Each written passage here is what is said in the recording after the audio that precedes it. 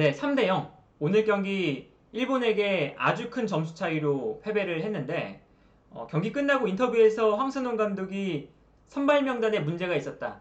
내 잘못이다. 이렇게 이제 인터뷰를 했거든요. 황선홍 감독의 말처럼 오늘 경기는 선발 명단에 아주 큰 문제가 있었던 경기였다. 네, 이렇게 평가를 할 수가 있을 것 같습니다. 오늘 경기 선발 명단이 나왔을 때 많은 분들이 의문을 가졌던 것이 미드필더 라인이 너무 공격적인 것이 아니냐라는 이야기들을 하셨죠. 우리가 조별 예선을 치를 때 권혁규나 이진용처럼 수비형 미드필더는 한 명쯤은 배치하고 경기를 했었거든요. 그런데 오늘 경기는 홍현석, 고재현, 이강인 이 세 명의 선수로 미드필더 라인을 구성을 했어요.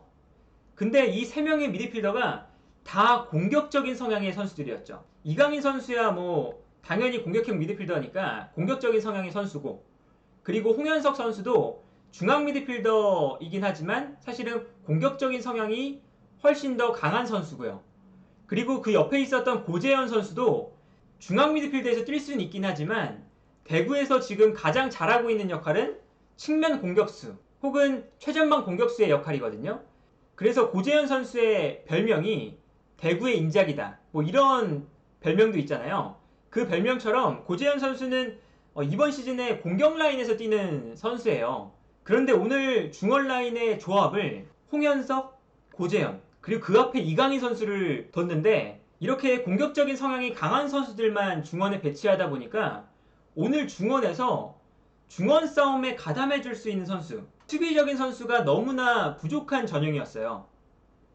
그러다 보니까 오늘 일본이 공격을 전개할 때 중원에서 너무나 쉽게 공격을 전개할 수 있는 상황들이 많았습니다. 일본의 전술이나 스타일을 살펴보면 일본 국가대표팀, A대표팀과 마찬가지로 중원에서의 패스 플레이를 아주 중요시 생각하는 것이 일본 대표팀도 비슷하거든요. 그러다 보니까 오늘 뭐 최전방 공격수도 마찬가지고요. 중앙 미드필더 2명, 그리고 수비형 미드필더 요 3명의 미드필더 라인이 있고, 좌우 측면 공격수들도 중앙으로 살짝 들어와주면서 중원 싸움을 도와주는 플레이들이 많아요. 그러니까 일본 대표팀은 3명에서 4명 혹은 5명까지 이 중원 싸움에 가담하는 상황들이 많은데, 그런데 오늘 우리 국가대표팀은 홍현석, 고재현, 이강인 요 3명의 선수가 모두 공격적인 성향의 선수들이다 보니까 중원 싸움을 해주거나 수비적인 플레이를 해줄 수 있는 선수가 중원에 너무 없었다. 이게 오늘 우리 국가대표팀의 가장 큰 문제였거든요. 그래서 일본이 경기를 하는데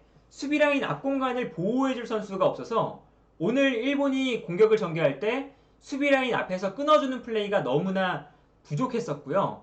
그리고 이 중원 싸움에서 밀리다 보니까 공격을 전개할 때도 사실은 문제였어요. 왜냐면 우리가 조별 예선에서 경기를 할 때는 권혁규나 이진용 요 수비형 미드필더가 뒤에 있고 그 앞에 홍현석과 이강인이 배치되는 전형이 나왔었거든요. 그런데 이때 우리의 장점은 앞선에 이강인과 홍현석이라는 볼을 잘 다루는 선수가 2명이나 있으니까 상대의 압박이 두 선수에게 분산이 되면서 홍현석도 그렇고 이강인도 그렇고 수비가 분산되다 보니까 훨씬 더 압박을 덜 받고, 그리고 공격을 풀어나올 수 있는 기회들이 더 많았었거든요. 그런데 오늘 경기는 고재현 선수가 사실은 공격적인 선수다 보니까 공격을 전개할 때 고재현이 올라갔습니다. 그리고 이강인과 고재현이 앞선에 있고 홍현석이 뒤에 있는 이렇게 역삼각형의 형태로 오늘 공격을 풀어나갔는데, 이때 문제는 뭐였냐? 고재현 선수가 중원에서 공격을 풀어주거나 빌드업에 강점이 있는 선수는 아니에요. 앞서 말씀드렸던 것처럼 고재현 선수는 뭐 대구의 인작이라고 불릴 정도로 공간으로 침투해 들어가거나 공격 찬스를 캐치해내는데 훨씬 더 강점이 있는 선수거든요. 그러다 보니까 고재현 선수는 조금 더 전방으로 올라가고, 그리고 이강인만 좀 내려와서 이강인이 볼을 받아주는 형태가 됐는데, 이러다 보니까 사실은 우리 대표팀이 전반전에는 이강인을 통해서 나가는 공격 패턴만 계속해서 시도를 했었죠.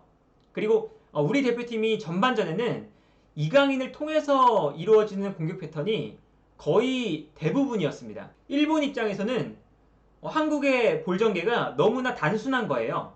이강인만 막으면 한국의 공격 작업을 막아낼 수 있겠다, 이러한 판단이 서니까 이강인이 볼을 잡을 때마다 많은 선수들이 붙어주고, 그리고 이강인이 볼을 잡았을 때 거칠게 붙어주면서 파울로 끊어내거나 이러한 장면들이 많이 나왔죠. 그러면서 이강인을 통한 패스가 나가지 않으면 우리 대표팀은 공격을 전개하지 못하는 상황이 나왔습니다.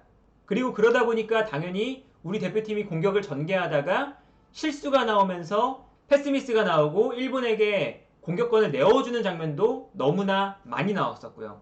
그러니까 우리가 오늘 홍현석, 고재현, 이강인 이렇게 공격적인 미드필더를 3명이나 배치했는데 오히려 공격이 안 풀리는 상황이 많이 나왔고요. 그리고 수비적으로는 더더욱 안 좋은 상황들이 너무나 많이 나왔습니다. 후반전에 들어서면서 황선홍 감독도 선발 명단에 문제가 많았구나 라는 것을 깨닫고 바로 중원 라인에 변화를 줬죠. 권혁규를 투입하면서 권혁규 그리고 그 앞에 홍현석과 이강인을 두는 중원 라인을 만들었어요. 그런데 이렇게 변화를 주자마자 사실 우리가 후반전에 들어서자마자 경기력이 180도 변하는 모습을 볼 수가 있었죠. 일단 권혁규라는 확실한 수비형 미드필더가 들어오니까 수비라인 앞에서 볼을 끊어주는 플레이가 가능했고요. 그리고 중원 싸움에 훨씬 더 우위를 가져올 수 있는 플레이가 많아졌습니다. 그리고 볼을 전개할 때는 어떤 점이 좋았느냐? 권혁규가 있고 그 앞에 홍현석과 이강인이 있었잖아요. 여기서 중요한 건 홍현석이 앞선으로 올라가면서 홍현석이 이강인의 플레이를 도와주는 모습을 보여줬다는 거예요. 그러니까 우리가 전반전과는 다르게 이강인에게 집중되던 패스 루트가 이강인과 홍현석 이 두 가지로 나눠지게 되었고 그러다 보니까 일본의 압박이 분산되면서 우리가 조금 더 수월하게 패스를 풀어나올 수 있게 되는 장면들이 나왔습니다. 훨씬 더 후반전에는 좋은 경기력을 보여줬고요. 그리고 권혁규가 나오니까 확실한 수비형 미드필더잖아요. 권혁규가 수비라인 밑으로 내려오면서 수비가 좌우로 분산되고 자연스럽게 3백이 만들어지면서 좌우 풀백이 올라갈 수가 있었죠. 그러다 보니까 일본 입장에서는 경기장의 넓은 범위를 커버해야 되는 상황이 만들어졌어요. 이렇게 되면 당연히 일본의 압박은 분산이 될 수밖에 없고 우리가 볼을 전개할 때 훨씬 더 많은 공간이 나올 수밖에 없는 거죠. 그래서 우리가 후반전에 권혁규를 투입한 이후부터 경기력이 좋아졌던 건 그만큼 우리가 선발 라인업을 구성할 때 중앙 미드필더의 선수 배치가 아주 안 좋았다 라고 할 수 있겠고요. 그리고 여기에 대해서 고재현이나 홍현석 이 두 선수를 이 수비 라인 앞에 배치한 건 황선홍 감독이 이 두 선수가 가장 잘할 수 있는 역할을 주지 않았다. 그렇기 때문에 황선홍 감독이 이번 경기를 끝나고 많은 비판을 받는 이유가 있다고 할 수가 있겠습니다. 그러니까 고재현, 홍현석, 이강인 요 3명을 배치한 건 이강인에게도 안 좋고 홍현석한테도 안 좋고 고재현한테도 안 좋은 미드필더 구성이었던 거죠. 그리고 여기에 대해서 이 오른쪽 라인에 김태환 선수를 배치했는데 이건 또 반대로 중원은 되게 공격적으로 선수를 배치했잖아요. 그런데 오른쪽에 있는 김태환 선수는 사실은 풀백에 가까운 자원이거든요. 수원에서도 뭐 풀백이나 윙백으로 뛰는 선수인데 물론 윙어로 뛸 수 있긴 하지만 김태환 선수는 사실 공격적인 측면보다 많은 활동량을 가져가 주면서 수비적인 부분에 더 도움을 주는 선수예요. 근데 중원 라인을 공격적으로 구성해 놓고 오른쪽에 있는 김태환 선수는 수비적인 선수를 기용을 한 거죠. 간단하게 생각하면 좀 전술적인 플랜 자체가 일치하지 않는 선수 배치였던 거죠. 중원은 공격적으로 구성해 놓고 오른쪽 측면은 수비적인 선수를 기용했다. 이렇게 볼 수가 있는 거거든요. 김태환 선수는 사실 공격을 풀어나갈 때 뭐 개인기가 좋거나 드리블 능력이 좋은 선수가 아닙니다. 그러다 보니까 우리가 오른쪽 라인에서의 패스 미스도 많았고요. 김태환 선수가 볼을 잡았을 때 공격을 풀어나가는데 장점이 있는 선수가 아니니까 오른쪽 공격이 또 답답했죠. 김태환 선수에게도 김태환 선수가 잘할 수 있는 역할을 주지 않았던 거예요. 그래서 오늘 경기에서 우리는 오른쪽 라인에서 공격을 풀어나가는 것도 힘들었고 그리고 중원 라인에서 공격을 풀어나가는 것도 힘들었다. 그리고 이렇게 우리가 공격을 풀어나가기 힘들었던 이유는 황선홍 감독이 선발 라인업을 구성할 때 뭐 홍현석, 고재현, 그리고 김태환 이 선수들이 가장 잘할 수 있는 역할을 주지 못한 게 오늘 경기에 아주 안 좋은 경기력이 나왔던 가장 큰 이유다.